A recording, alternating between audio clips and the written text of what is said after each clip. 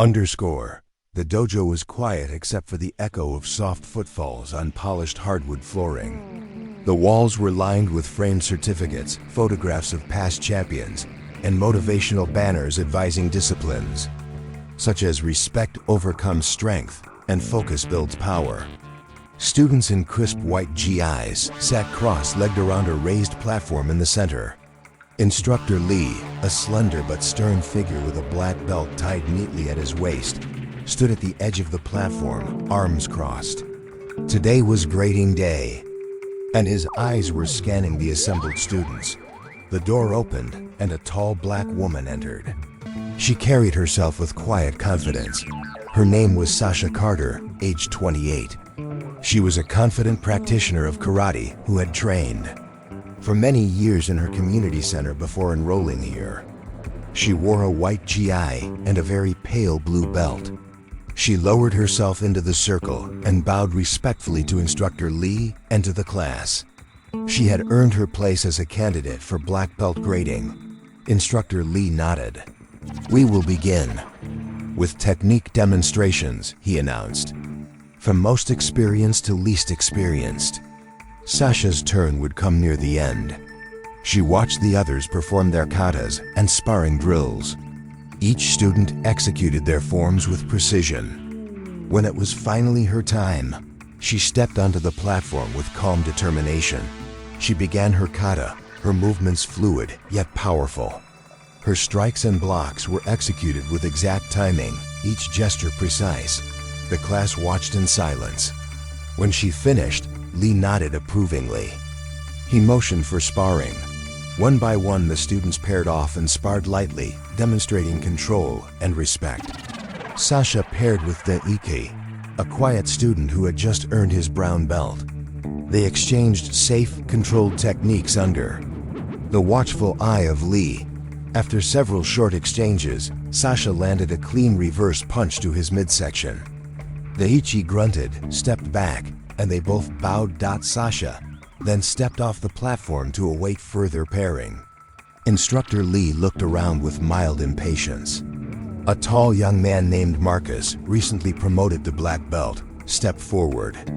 He had a muscular build and a confident expression.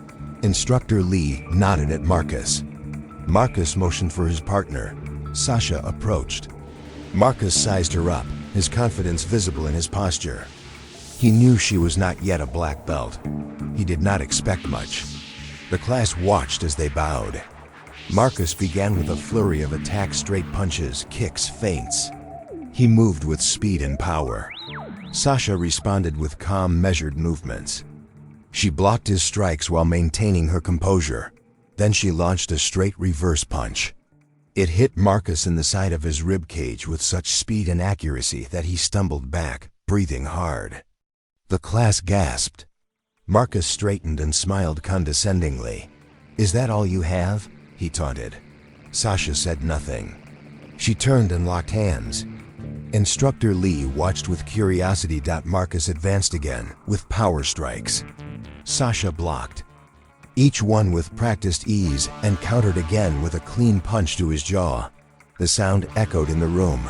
Marcus reeled. The class stepped back. There was silence. Sasha paused. She raised her fist to chest height, her eyes calm but unwavering. She had more strength than he had expected. Marcus looked uneasy. The tension was thick. The class held breath. Instructor Lee stepped forward. He nodded at Sasha. It was time for the final punch. Sasha shifted her weight and delivered a straight back fist strike that connected cleanly with Marcus's solar plexus. It knocked the breath out of him. He doubled over. The dojo was stunned. Then Marcus let out a weak laugh. It was dismissive and disrespectful. He straightened and said loudly, "You hit hard, but that is no match for a real black belt."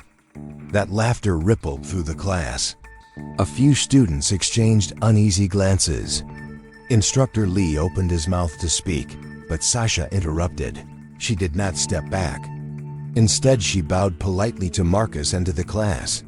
Then she walked over to the row of training equipment at the back.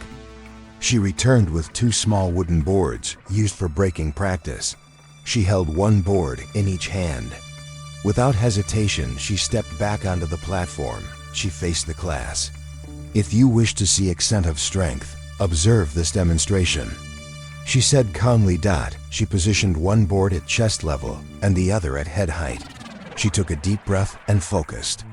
Then she stepped forward and delivered a chest-level punch that shattered the lower board. The blow resonated with controlled force. The class gasped in unison. Instructor Lee's eyes widened. She did not pause. She stepped forward again and delivered a second strike with an open hand at head height, splitting the upper board cleanly in two. The boards cracked sharply. Splinters flew. Her form was precise, her power clear. Not a single student spoke. It was pure silence. Instructor Lee approached and nodded solemnly. "That is skill, that is focus, that is strength." He turned to Marcus. "Do you wish to continue the sparring?" Marcus shook his head, pale-faced. Sasha bowed again, respectfully. The class remained in awe. The air was still. Instructor Lee addressed the group. "Sasha Carter, you have demonstrated not only technical proficiency, but also discipline, respect, and reserve. You are hereby awarded your black belt." He stepped forward and tied a black belt around her waist. The students broke into applause. Sasha remained calm, bowing deeply to the class and to Instructor Lee. The silence had transformed into gratitude and admiration. The rest of grading day passed. Later that afternoon, students approached Sasha to speak. Many offered genuine congratulations. A few who had been skeptical earlier admitted that they had misjudged her strength. Marcus approached last. He offered a small, sincere bow. "I apologize," he said quietly. "I underestimated you. Will you help me train better?" Sasha smiled and offered her hand. "Of course." That night she reflected on the events. She had entered the dojo to test herself, to prove her own growth. She had not sought humiliation of another. She had sought demonstration of discipline.